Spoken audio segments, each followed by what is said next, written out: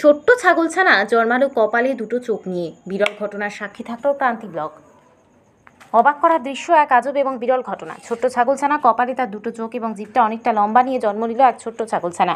আর সেই বিরল ঘটনার কথা শুনে গ্রামবাসীরা ছুটছেন ছাগলছানা দেখতে।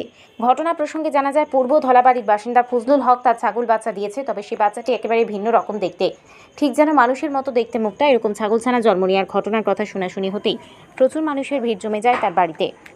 প্রত্যক্ষদর্শী মফিজুল আলম জানায়, এর আগে আমরা কখনো এরকম গ্রামে ঘটনা দেখিনি। এবার এই প্রথমবার দেখছি যে ছাগলছানাটির কপালে দুটো চোখ রয়েছে। এখনও ছাগলছানাটি জীবিত, তাই তাকে দুধ খাওয়াচ্ছি যেন বেঁচে থাকে। Bureau report, RTV Bangla. ছাগল বাচ্চা দিয়েছে, একটা চোখ না দুটো চোখ আছে না কপালে? কপালে চোখ, কপালের চোখ। এর আগে কি এরকম কোনো জায়গায় বাচ্চা দেখেছিলেন? না, এর আগে তো কোথাও দেখিনি, এবার প্রথম আজকে দেখলাম। এটা কোন জায়গা? এটা হলো পূর্ব ধলাবাড়ি এবং লালবাড়ি বলে। কার ছাগলটা? কার? এটা ফজলুদার ওই ছাগলের বাচ্চা আর কি। আর আপনার নাম? আমার নাম আফিজুল আলম।